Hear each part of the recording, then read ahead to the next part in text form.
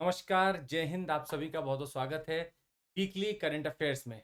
आपको याद होगा कि हम वैक्सीन लेकर आ रहे हैं और ये वैक्सीन आपको हम वीकली लगा रहे हैं ताकि आपके करंट अफेयर्स को आइए देखते हैं कि पिछले हफ्ते में हमारे लिए क्या इम्पोर्टेंट रहा होगा। बहुत सारी थीम्स इनका पीटी प्लस मेंस रेलेवेंस हो, आपको बहुत ध्यान से सुनना होगा। सांची स्तूपा भी है, लोकेशन भी है, कुछ तापी भी है, Shri PM, higher education 22 languages में वाला है, टील कार्बन क्या है, कॉलेरा के ऊपर क्या आया है, कजान का लोकेशन क्या है, forum on China Africa cooperation, helium gas के एप्लीकेशन, पीएमई ड्राइव क्या है और जजेस कंडक्ट वैल्यूज के बारे में क्या है। आइए पूरा हफ्ते को समराइज करते हैं जल्दी से। सबसे पहले आपके सामने जो आ रहा है वो है सांची स्तूपा, जो कि आपके पीएस मेंस की अगर आप बात करें तो ये आपके पेपर वन में आर्किटेक्चर से रिलेटेड है और पीटी अलर्ट यहाँ पर बना रहता है। सांची स्तूप इसलिए भी न्यूज में है कि यहाँ कुछ डिग्निटीज विजिट भी करते रहते हैं और जब हम बाकी देशों के साथ संबंध बनाते हैं तो वो लोग भी कुछ ना कुछ अपने यहाँ भी प्रकार की चीजें बनाते रहते हैं। सांची स्तूप की आप बात करें तो ये अशोका द्वारा बनाया गया था, थर्ड सेंचुरी, याद रखिएगा।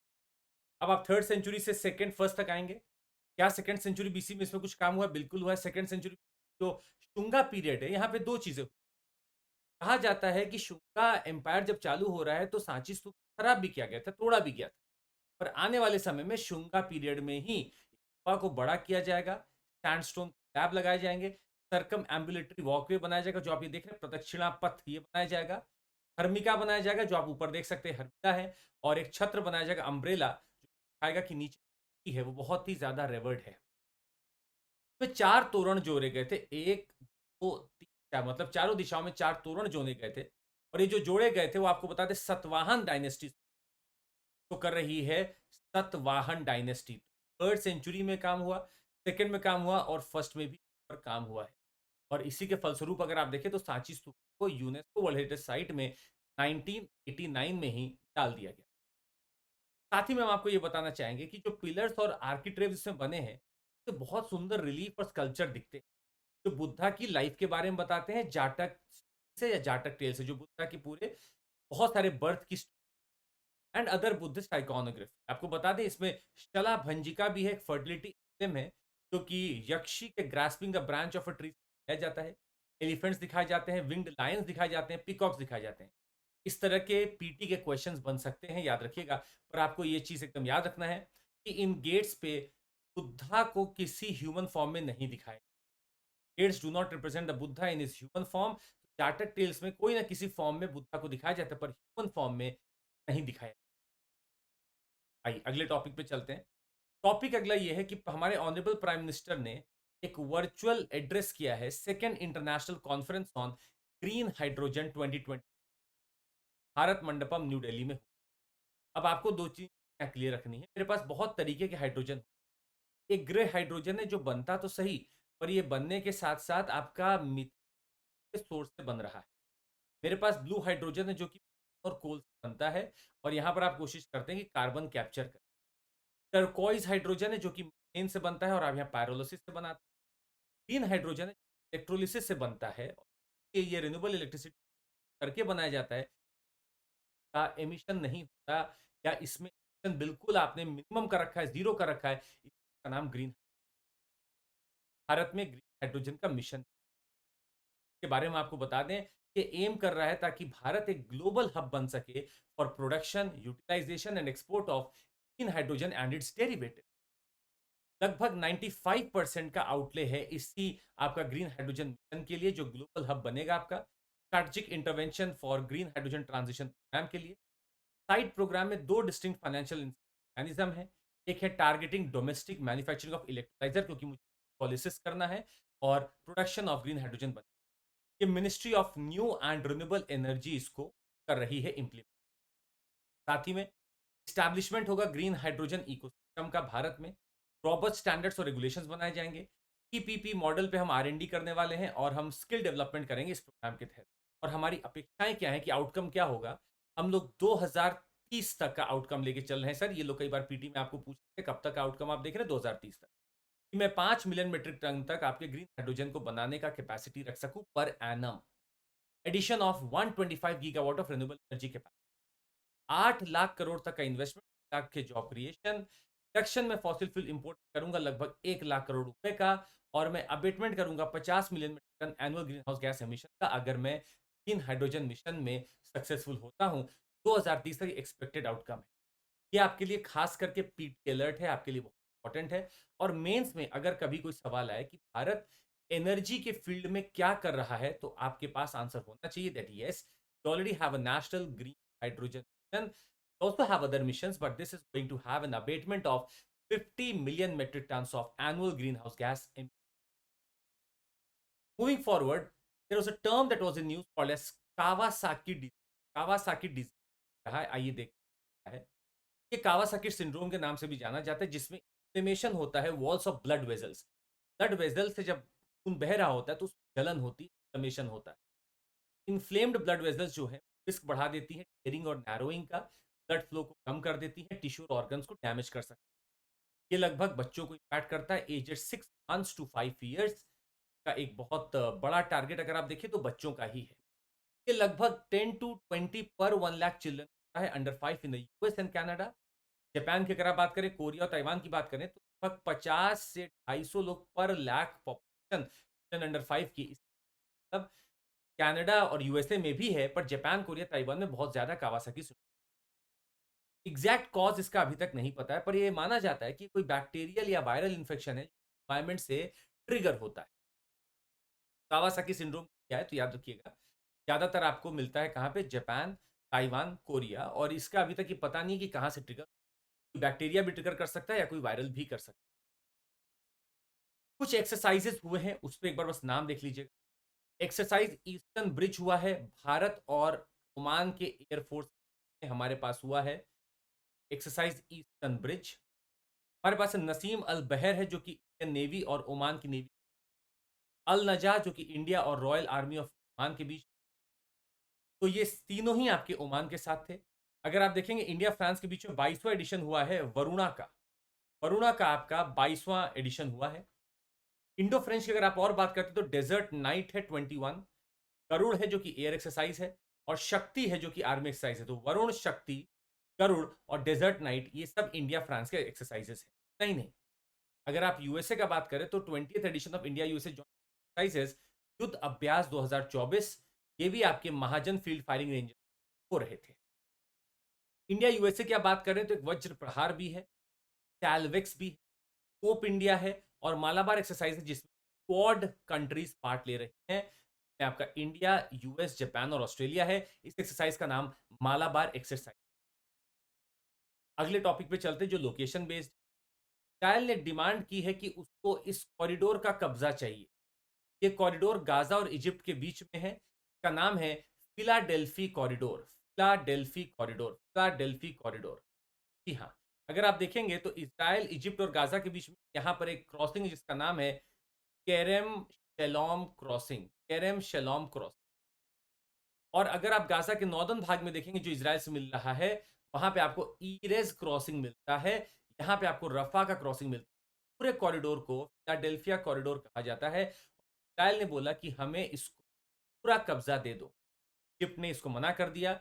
हाल इजिप्ट के कैरो में एक मीटिंग चल रही थी जहां पर पीस लाने की बात की जा रही थी, इसराइल और गाजा के बीच में या इसराइल और हमास के बीच में, और फिलाडेल्फी कॉरिडोर वहां इसराइल ने मांगा, इजिप्ट ने मना कर दिया।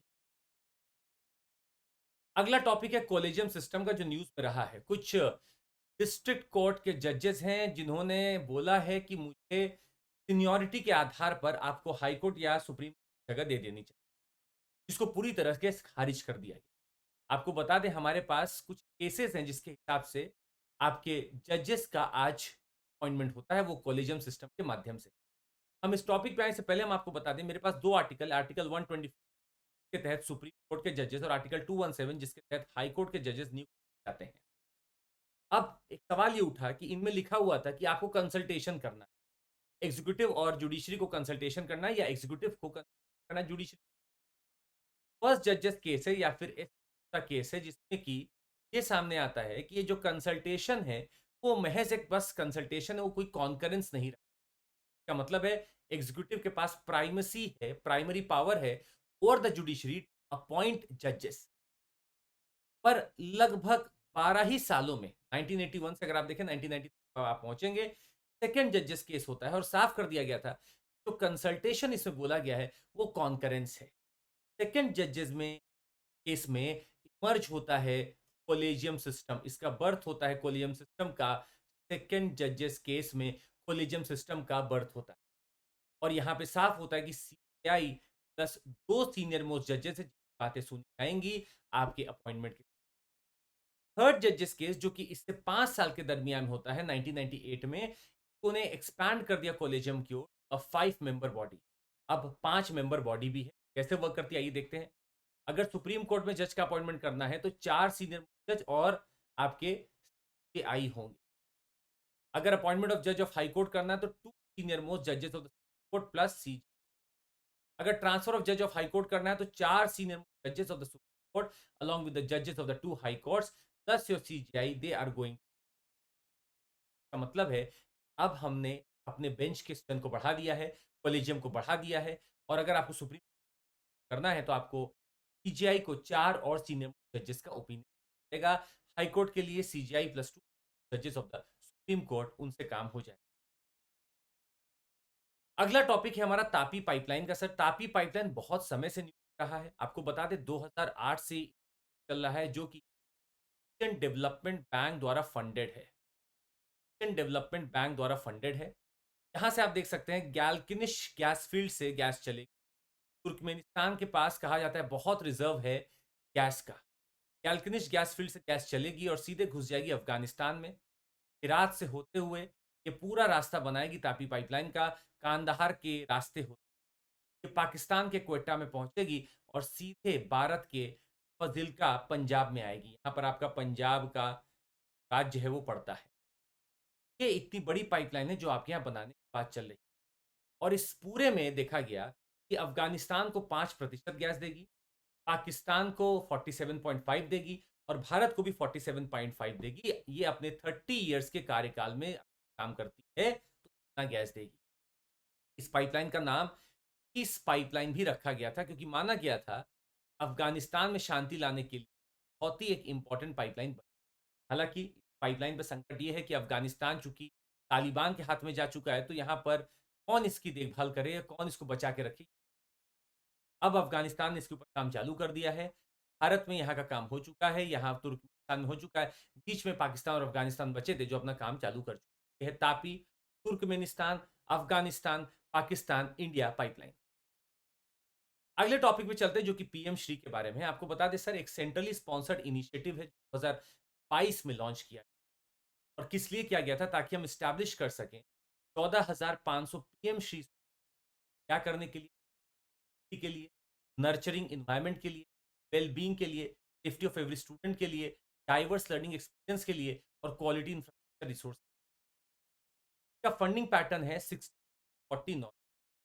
90:10 है आपका north east plus Himalayan states और 100% है funding pattern centrally sponsored initiative में देखा जाता है। इसका जो ड्यूरेशन है स्कीम का वो है 2026 से लेकर 27 तक रहेगी और मतलब 22-23 से चालू हो चुकी है, 22 से चालू है, 22-23 से 27 तक रहेगी और इसके बाद ये जिम्मेदारी स्टेट्स और यूनियन टेरिटरीज की होगी वो इसके स्टैंडर्ड को बेंचमार्क को मेंटेन रख सके। ये स्कूल का फोकस होगा होलिस्टिक डेवलपमेंट, कम्युनिकेशन, कोलैबोरेशन और क्रिटिकल थिंकिंग, एक्सपीरियंशियल लर्निंग ये कराएंगे, इंक्वायरी ड्रिवन और लर्नर सेंटर्ड होगा। फुल मॉडर्न लैब्स अपने अंदर रखेगी, लाइब्रेरीज आर्ट रूम्स और प्रमोट ग्रीन इनिशिएटिव के काम को करती रहेगी। They have best in class modern facilities, smart classroom, computer labs, integrated science labs, vocational lab, ये सारी चीज यहाँ पर अटल टिंकरिंग लैब से लेकर सारे लैब मॉडर्न फैसिलिटी पे आधारित। लर्निंग आउटकम को मेजर किया जाएगा और कॉम्पिटेंसी बेस्ड असेसमेंट भी देखा जाएगा। एलिजिबल स्कूल्स आखिर कौन होंगे? स्कूल मैनेज होते हैं सेंटर, स्टेट, यूटी गवर्नमेंट द्वारा, लोकल द्वारा, वो इसमें पार्ट ले सकते हैं और इसका जो सिलेक्शन होना है वो एक चैलेंज मोड के थ्रू होगा। चैलेंज के थ्रू होगा, जो इस चैलेंज को सक्सेसफुली क्लियर कर लेगा वो इसमें आपका चुना चला जाएगा। स्कूल क्वालिटी असेसमेंट फ्रेमवर्क भी एक बन रहा है जो मॉनिटर करेगा परफॉर्मेंस को, regular evaluation to ensure high standards.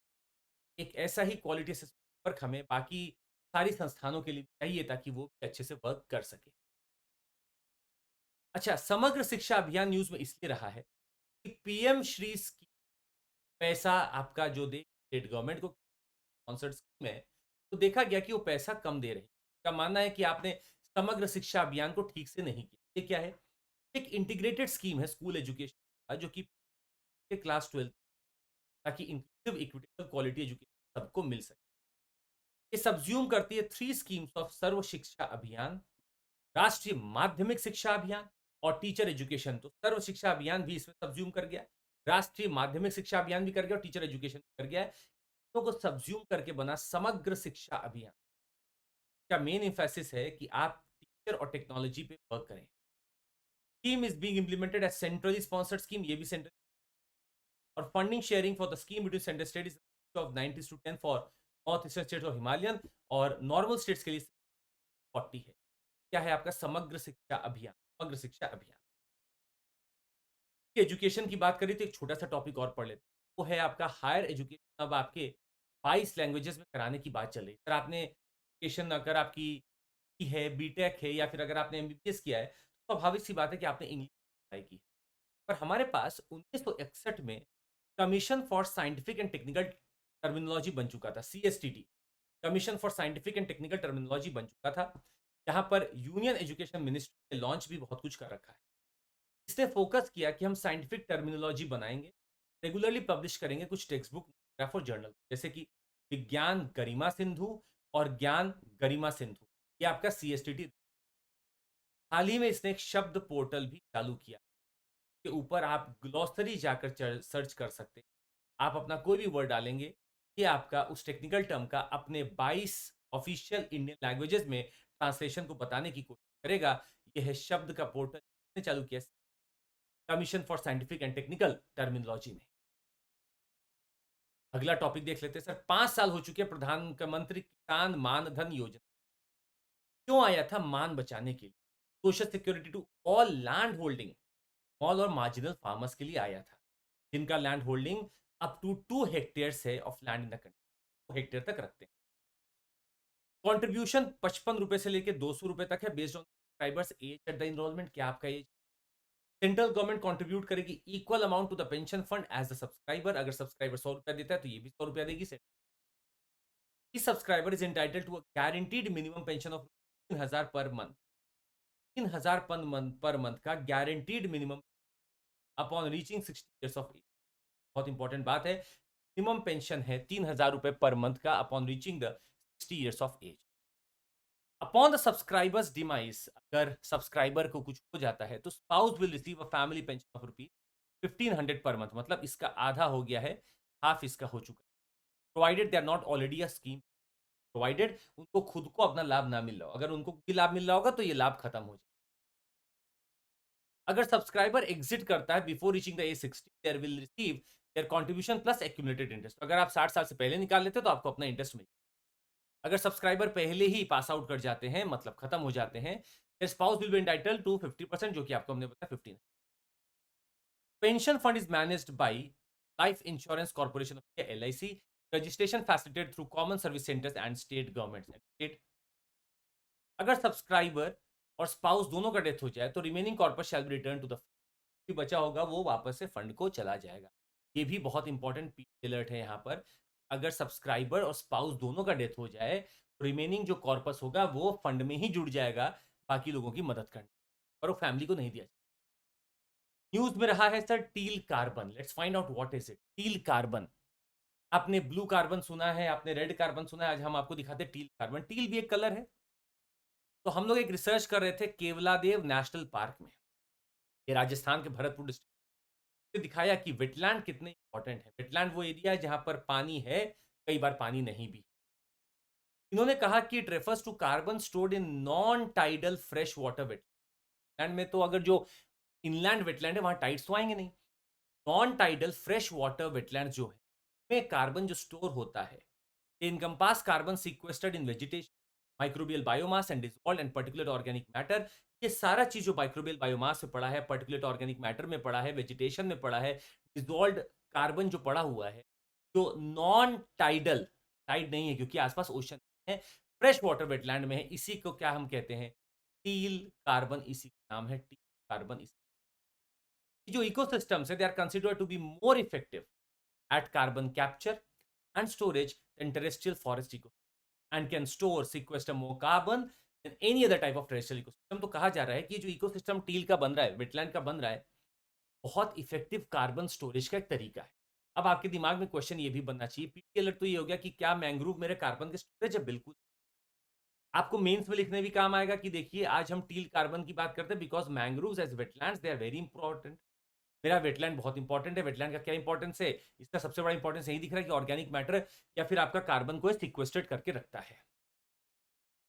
ये कलर बेस्ड टर्मिनोलॉजी है जो रिफ्लेक्ट कर रही है classification of the organic carbon based on its function and location rather than it's physical property. इसके फंक्शन और लोकेशन के आधार पर, ना कि इसके फिजिकल प्रॉपर। मतलब इसका ये मतलब नहीं है कि टील कलर का दिख रहा है, टील कलर का वो नहीं दिख रहा है। फिजिकल और फंक्शनल प्रॉपर्टी की वजह से इसको टील कार्बन कहा। At the global level, the storage of teal carbon across the ecosystem is to be 500 petagrams of carbon, which is कहा जाता है कि अगर मैं स्टोरेज देखूं पूरे टील कार्बन का विश्व भर में तो 500 पेटाग्राम है। मेजर सोर्स टील कार्बन का है, पीटलैंड में है, फ्रेश वाटर स्वamp में है, नेचुरल फ्रेश वाटर मार्शेज में है। बहुत ज्यादा ऐसे एरियाज को रखते हैं और जहां पर आपका टील कार्बन बन सकता है। तो हम आपको दिखाना चाहते हैं, आपके सामने कुछ कलर है, आप देखिएगा टील जो आपको दिख रहा है, टील है, ये आपका हो सकता है फ्रेश वाटर और वेटलैंड इको। साथ ही में ब्लैक कार्बन है जो बर्निंग ऑफ फॉसिल फ्यूल से रिलीज होता है, ग्रे है जो कि ब्राउन हो रहा है जो ऑर्गेनिक मैटर जलाने से हो रहा है, रेड का मतलब क्या है? Carbon release through biological properties और particles on snow and ice that reduce albedo. तो स्नो और आइस पे जो अपना रिलीज कर रहे हैं कार्बन, वो रेड कार्बन, वो है रेड कार्बन। ये पढ़ाई की जा रही थी टील कार्बन की केवला देव में। आप देखिए कैसे राजस्थान की ईस्ट पार्ट भरतपुर में आपको दिख रहा है केवला देव। यहाँ दो नदियां निकलती हैं, गंभीर और बाणगंगा। तो ही इस नेशनल पार्क से निकलती है, गंभीर और बाणगंगा।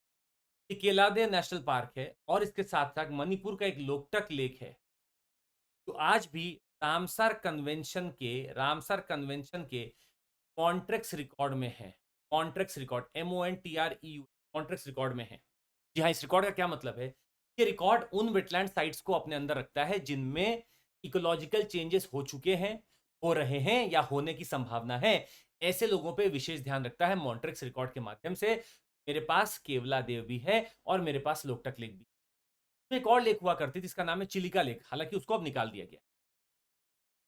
आइए इंडिया यूएई की बात कर लेते हैं। सर हम आपको बताएं, बहुत हाल ही में खबर आई है, पहले लोकेशन देख लीजिए। यूएई ओमान को इधर से टच कर रहा है, पर भी ओमान का मुसद्दन पेनिनसुला है और ये पूरा सऊदी अरेबिया को इधर, पूरा सऊदी अरेबिया, यही आपका सऊदी अरेबिया और ओमान को टच कर। यूएई ने एक साइन किया हम लोगों के साथ इकोनॉमिक पार्टनरशिप जो 2022 में हुआ था और कहा जाता है one of the very fast that we sign. हाल ही में हमने सिविल न्यूक्लियर कोऑपरेशन भी साइन किया है ताकि हमारी कंपनी और उनकी कंपनी एक दूसरे से सिविल न्यूक्लियर फ्यूल के बारे में बात कर सके। हमारे बीच में एक एमओयू भी साइन हुआ है जिसको long term liquefied natural gas के लिए भारत की दो कंपनीज के बीच साइन हुआ है यूएई के साथ। अब आपको हम यहाँ पे ये भी बताना चाहेंगे, एमओयू हमारे बीच में हुआ स्ट्रैटेजिक पेट्रोलियम रिजर्व बनाने का भी, जो ऑलरेडी काम चल रहा है उसमें, और यूएई अपना स्ट्रैटेजिक पेट्रोलियम रिजर्व बनाने के लिए हमें और ऑयल भेजे। हमारे बीच में एक एग्रीमेंट ये भी हुआ है जो गवर्नमेंट ऑफ गुजरात के साथ हुआ है, फूड पार्क्स और हम बनाएंगे, पार्क्स हम और बनाएंगे। भारत और यूएई बहुत अलग जंक्चर में है और यूएई का पॉइंट इस समय ये है कि वेस्ट एशिया की कहानी है। तो इंडिया वेस्ट एशिया इस समय बहुत ज़रूरी है कि वेस्ट एशिया में बहुत कुछ चल रहा है और इंडिया वेस्ट एशिया में स्टेबिलिटी अगर लानी है तो भारत यूएई के माध्यम से वेस्ट एशिया में जो भी वहाँ पे चीज़ें हैं उसको सही से मैनेज कर सकते हैं।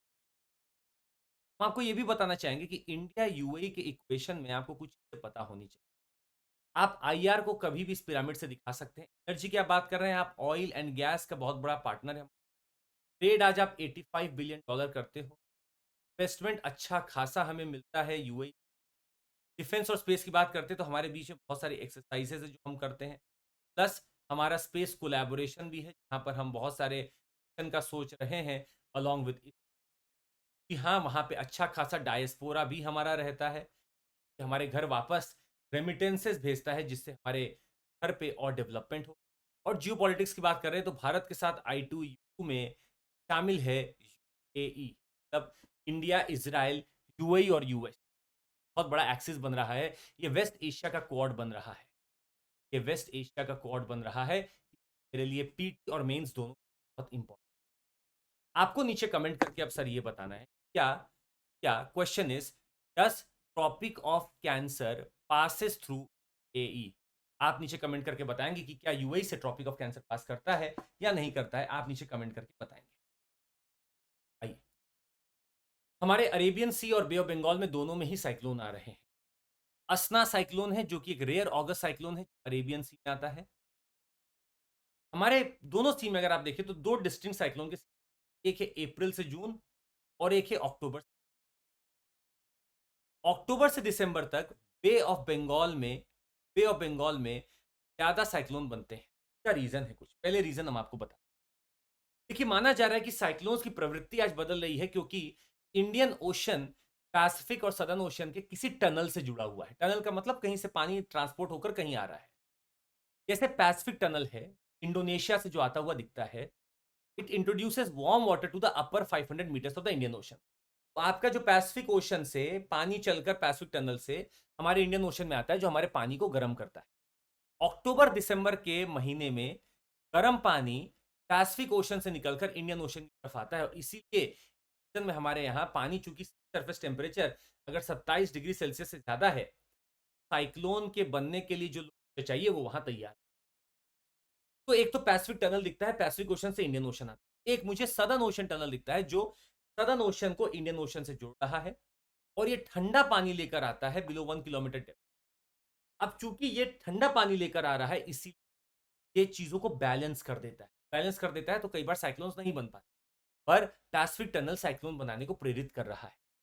पर हाल ही में यह भी देखा गया कि जब आप इन सब चीजों की बात कर रहे थे तो कुछ डिप्रेशन से जो लैंड के ऊपर बनते हैं और फिर वो हवा के माध्यम से नीचे पुश हो जाते हैं और पानी में पूरा ये विशाल का एक साइक्लोन बनाकर फिर बैट करते हैं। ये चीज भी हमें अस्ता के केस में देखने को मिली। हालांकि जब साइक्लोन्स आपके पैसिफिक ओशन में आए और वेस्टर्न पैसिफिक में आए तो आप उनका नाम रखते हैं टाइफून। जैसे कि हाल ही में टाइफून याकी आया जिसने 143 लाइव्स ले ली है। ये कहां पे आया है? वियतनाम के एरिया में आया है और वियतनाम में लगभग 143 जाने जा चुकी हैं। ये एक बहुत ही भयंकर तूफान था जो पूरा यहां से डेवलप होता होता होता होता ये पूरा पार कर गया और यहां वियतनाम में बहुत लोग को इंपैक्ट किया। That is a typhoon.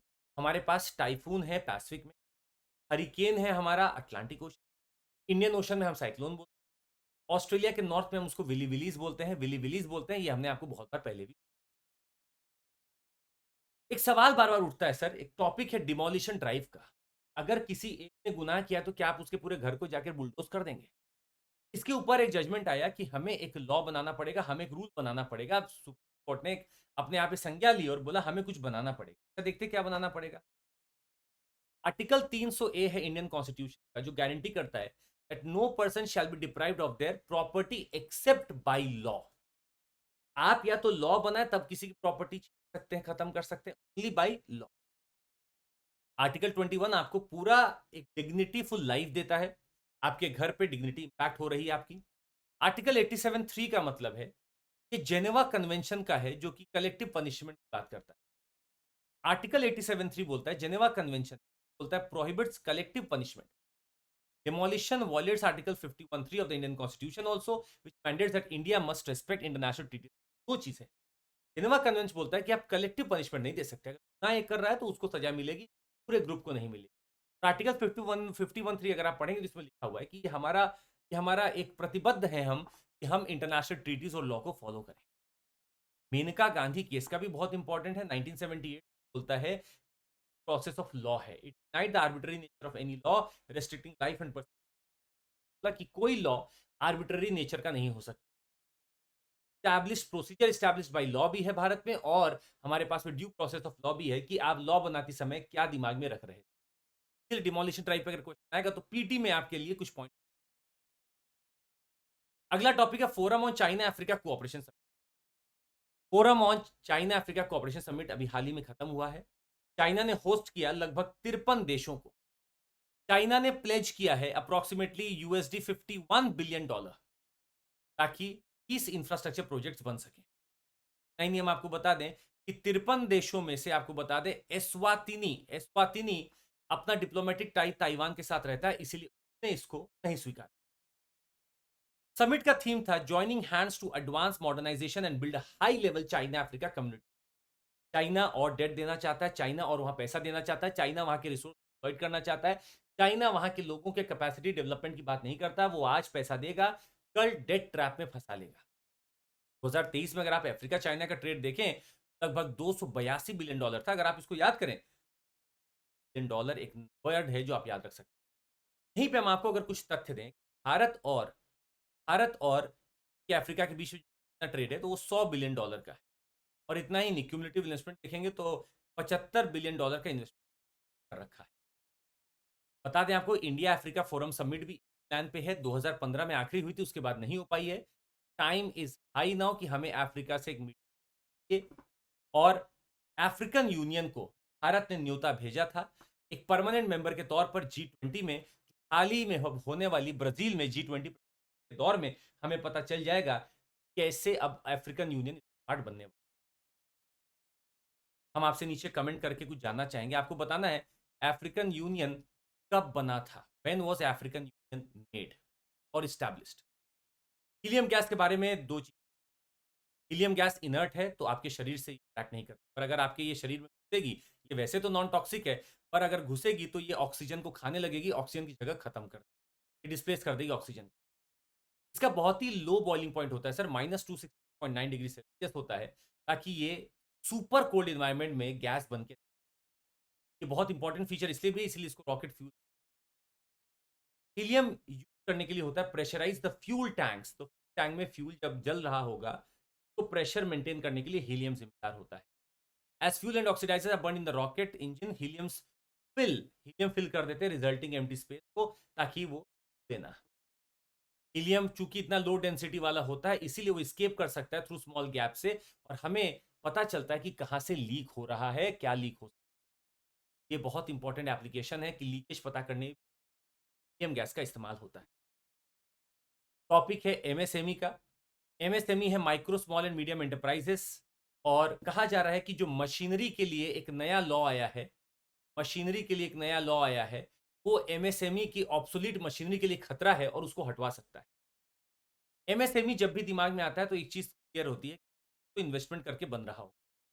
अगर आप माइक्रो इंडस्ट्री बोलते हैं तो इसका मतलब है कि आपका जो इन्वेस्टमेंट है वो 1 करोड़ से ज्यादा नहीं है और एनुअल टर्नओवर 5 करोड़ से ज्यादा नहीं। अब आप इंटू 10 कर दीजिए, मतलब स्मॉल इंडस्ट्री में इन्वेस्टमेंट आपका नॉट मोर देन 10 करोड़ और annual turnover not more than, अब इसमें आप इंटू 5 कर दीजिए, मतलब इंटू 10 यहाँ किया, इंटू 5 किया, मतलब मीडियम क्या हो गया, investment not more than 10 into 5 50 crore, and annual turnover not more than 50 into 5 250।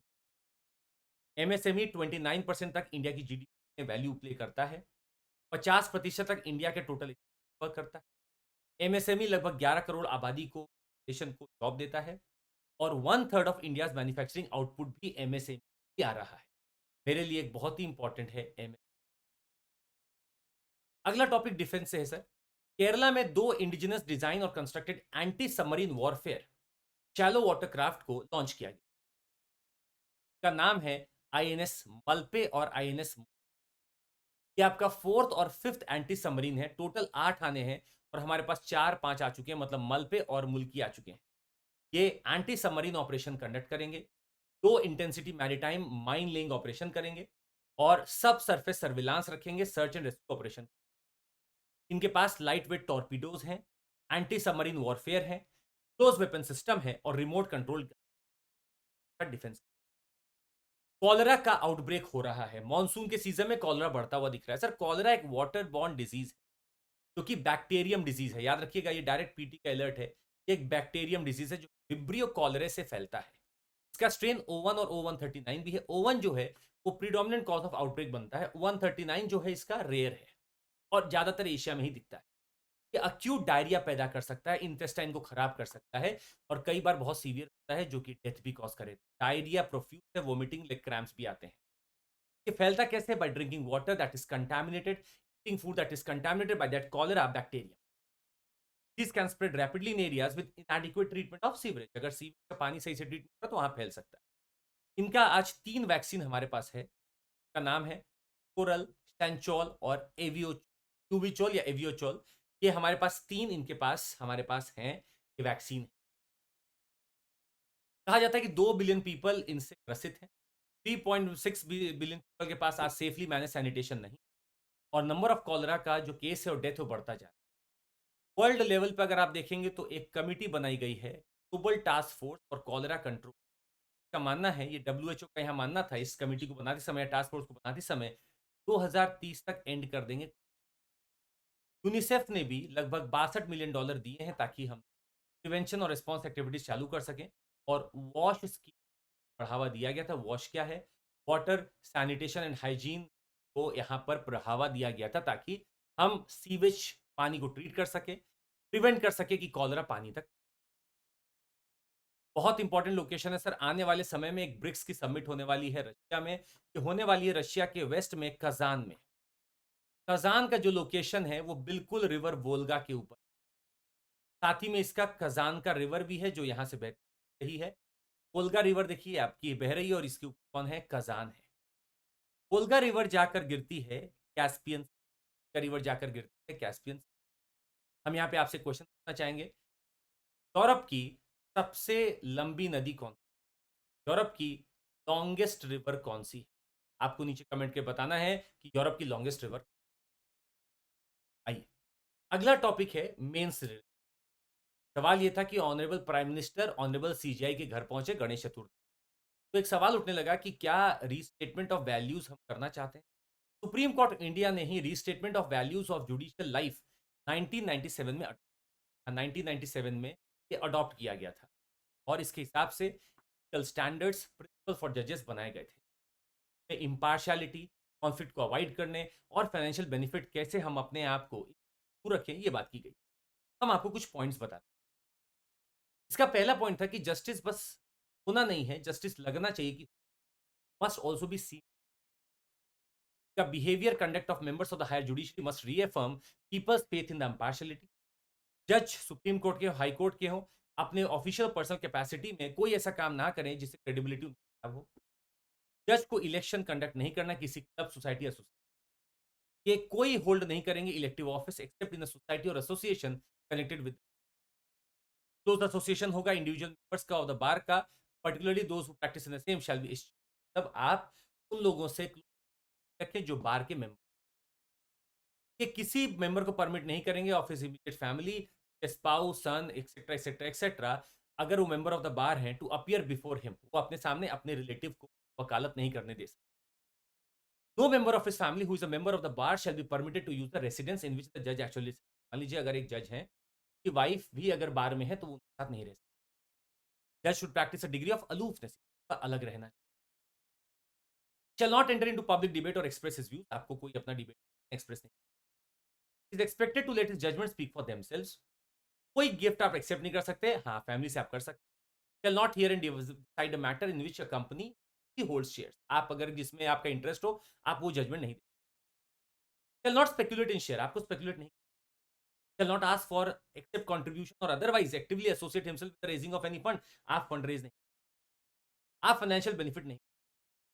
सारी चीजें जजेस के 1997 में अडॉप्टेड इस पूरे restatement of values of judicial के साथ ही मैं आपको बताया हमारे पास 3 एसपी गुप्ता केस है जो ऑलरेडी बोलता है judiciary is accountable to the public.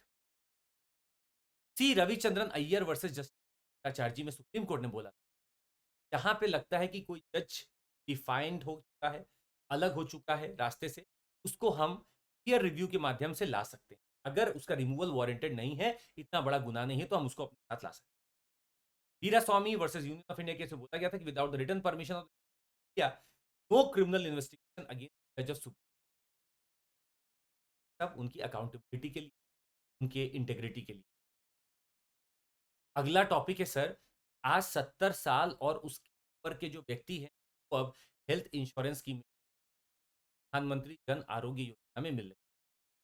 कहा जाता है कि वर्ल्ड की largest health insurance scheme financed by the government 2018 में लॉन्च की गई थी सर, और ये सम ऑफ इंश्योर्ड जो देती है, सम इंश्योर्ड है 5 लाख पर फैमिली है, के लिए सेकेंडरी और टर्शरी की। हेल्थ बेनिफिट पैकेजेस में सर्जरी है, मेडिकल डे केयर है, कॉस्ट ऑफ आना जाना सब कुछ ही देती है।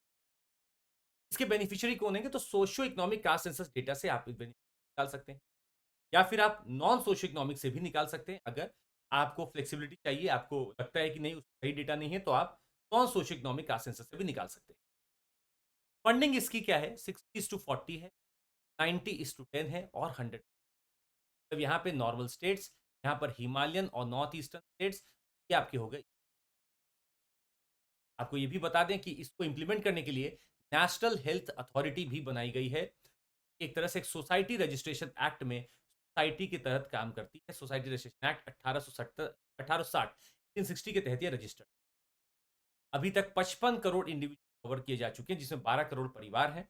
अब जब 70 साल है उसके ऊपर भी किया जा चुका है, तो नंबर अब बढ़ने की, 70 साल और उसके ऊपर के लोगों को अब इरेस्पेक्टिव ऑफ देयर सोशल सब उनको भी लाभ, एडिशनल टॉपअप मिलेगा। ऐसा नहीं कि अगर आप एक परिवार के उस परिवार को 5 लाख मिला हुआ है तो अब आपको नहीं मिलेगा, ऐसा नहीं। It's a separate top up, 5 lakh per year for themselves, ये उनके लिए है अलग से, परिवार के अलावा।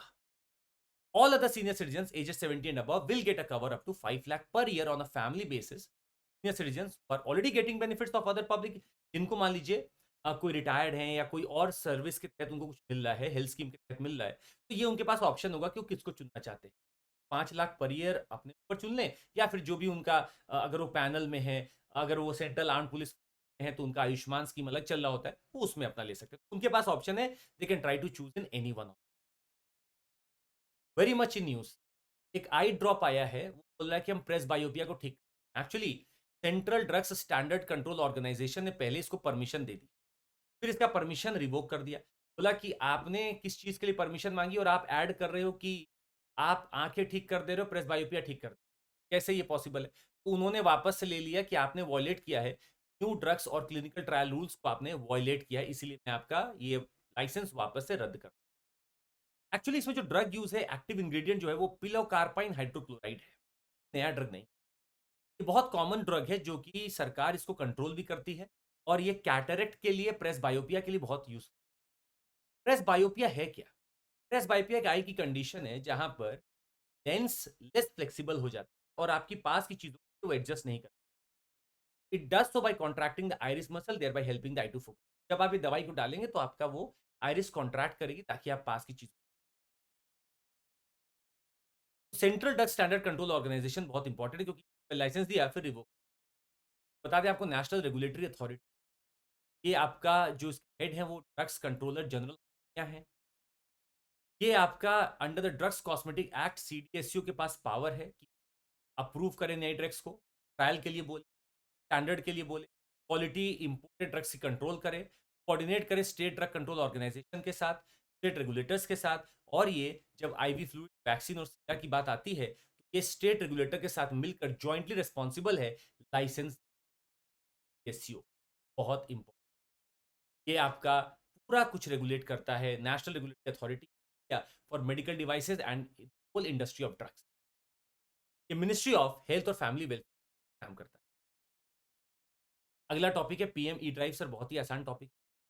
पीएम इलेक्ट्रॉनिक ड्राइव एक रेवोल्यूशन है, व्हीकल इन्हांसमेंट के लिए आया है, 2 साल के लिए वैलिड है। ये ऑफर कर रहा है सब्सिडीज और डिमांड इंसेंटिव लगभग 3,689 करोड़, और टू व्हीलर्स, थ्री व्हीलर्स और ई एम्बुलेंस। स्कीम विल सपोर्ट, ये सब कहानी है। 4,000 crore set aside under the scheme for procurement of e buses by the state. तो अब स्वाभाविक सी बात है, पीएम ड्राइव में हम सब कुछ करने का सोच रहे हैं, 2 साल के लिए वैलिड। इसमें 2,000 करोड़, ताकि आप चार्जिंग स्टेशन, चार्जिंग स्टेशन, तो आपकी गाड़ियां चलेंगी। मिशन मौसम बहुत इंपॉर्टेंट है सर। मिशन मौसम अब लॉन्च हो चुका है, 2,000 करोड़ रुपए के लिए, 2 साल के लिए।